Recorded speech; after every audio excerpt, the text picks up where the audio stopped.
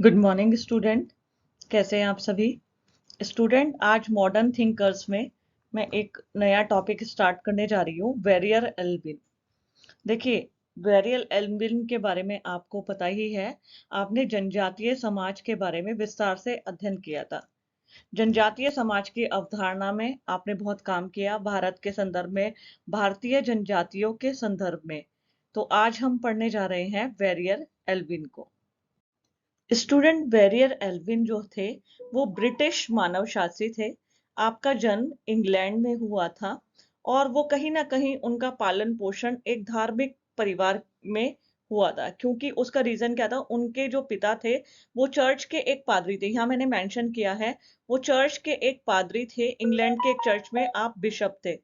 उन्होंने अभी एक बहुत फेमस संस्थान थी, इकोल संस्थान से शिक्षण ग्रहण की थी। और 1927 में वे आकर पूना में, भारत में आए और पूना में क्रिस्टा सेवा संघ में रहने लगे।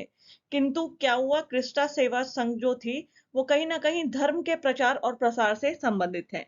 तो उन्होंने धर्म के प्रचार प्रसार में अधिक रुचि नहीं दिखाई और वो महात्मा गांधी के साथ जुड़े और साबरमती आश्रम आ गए थे।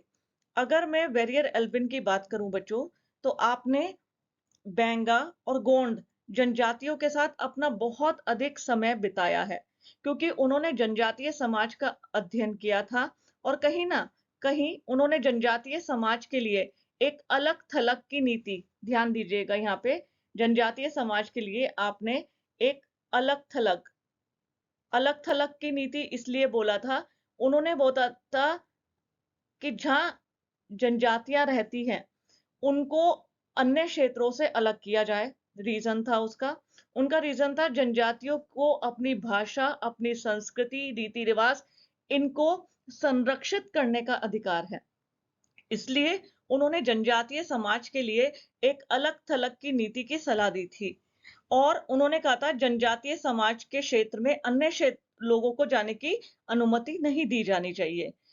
अगर देखिए, आज हम प्रेजेंट टाइम में बात करें तो कहीं ना कहीं आज हम बैरियर एल्विन को याद करते हैं, क्योंकि जिस हिसाब से हम बात करते हैं कि कई जो जनजातियां हैं वो विलुप्ति के कगार पर हैं और उनका अन्य सामान्य जातियों से एकीकरण के होने के फलस्वरूप वो अपनी स्थानीय भाषा, स्थानीय संस्कृति को खोते जा रहे हैं।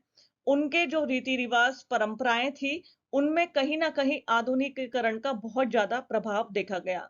तो ये बात जो बैरियर एल्विन ने बोली थी कि जनजातियों को अलग थलग की नीति अपनानी चाहिए और कहीं ना कहीं उन्हें अन्य समाज से अलग जीने का अधिकार देना चाहिए, बहुत ज्यादा रेलेवेंट थी आज को देखा जाए।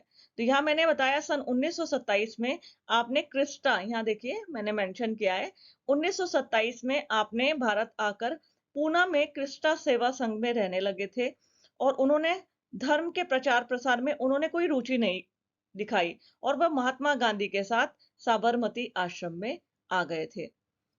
और साथ ही साथ वहां आकर ये एक आदिवासियों के गुरु ठक्कर बापा के संपर्क में आए। आप ठक्कर बापा से मिले और आपने उनके साथ काफी समय हरिजन बस्तियों में, गोंड, बेंगा जनजातियों के साथ बिताया।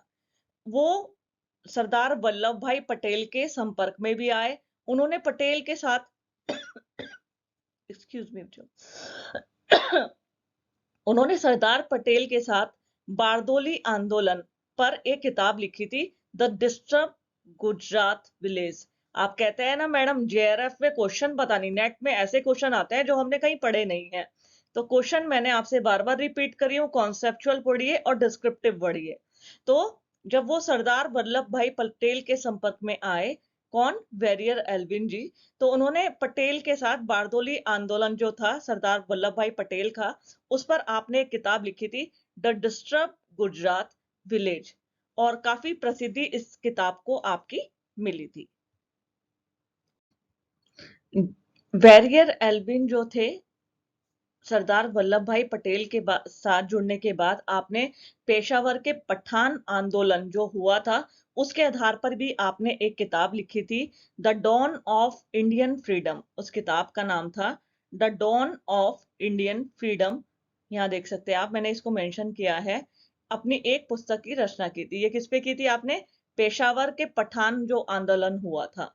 जनजातीय अध्ययन में आपने बैतूल और बाद में पाटनगढ़ जाकर रहे। खास तौर पे मैंने आपको बताया है, आपने भील और बेंगा, यहाँ मैं आपको बता दूं, आपने भील और बेंगा जनजातियों के साथ बहुत अधिक समय बिताया। और 2 वर्ष वो अपने एक थे फेमस मानवशास्त्री जेसी हैटन। आप जेसी हैटन के साथ रहे और आपके निर्देशन में आपने जनजातियों पर अध्ययन किया। 1952 में, देखिए 1952 में वे असम के गवर्नर के आमंत्रण पे वहां आ गए और मणिपुर असम में नेफा प्रदेश की जनजातियों पर अध्ययन किया और कई सारी आपने पुस्तक लिखी थी। ये समय ऐसा था कि वेरियर एल्विन जो थे, मैंने आपको बताया, वो फेमस मानव शास्त्री थे और आपने भारत में आके जनजातीय समाज पर बहुत सारी किताबें लिखी, बहुत सारे अध्ययन किए थे। और फिर उसके बाद 1952 में आप असम के गवर्नर के आमंत्रण पर असम चले गए और वहां पर आपने जनजातियों का अध्ययन किया और अपनी बहुत सारी पुस्तक आपने निकाली। उन्होंने अनुसूचित जातियों और आदिम जाति कमीशन में सचिव के रूप में भी कार्य किया है। और 1960 में उन्होंने सरकार को एक रिपोर्ट प्रस्तुत की। इसी रिपोर्ट में मैंने जो अभी अभी आपको बताया, अलग थलग की नीति का, इसी रिपोर्ट में आपने जनजातियों के लिए एक अलग थलग की नीति के लिए सिफारिश की थी। साथ ही साथ जो वेरियर एल्विन थे, वो भारत सरकार के जनजातीय मामलों के सलाहकार भी रहे हैं। मैंने आपको बताया था, उन्होंने जनजातियों की समस्याओं के समाधान हेतु नेशनल पार्क मतलब अलग थलग की नीति के उपागम को प्रस्तुत किया था। ये लाइन, ये जो इनकी स्टेटमेंट है, ये बहुत ज्यादा इंपॉर्टेंट है for UGC net and JRF. ध्यान रखना, अलग थलग की नीति यानी नेशनल पार्क उन्होंने बोला था, के उपागम को प्रस्तुत किया था। लेकिन बाद में तत्कालीन जो हमारे प्रधानमंत्री थे, जवाहरलाल नेहरू जी ने एकीकरण की नीति क्या समर्थन किया था, इंटीग्रेशन पॉलिसी का आपने समर्थन।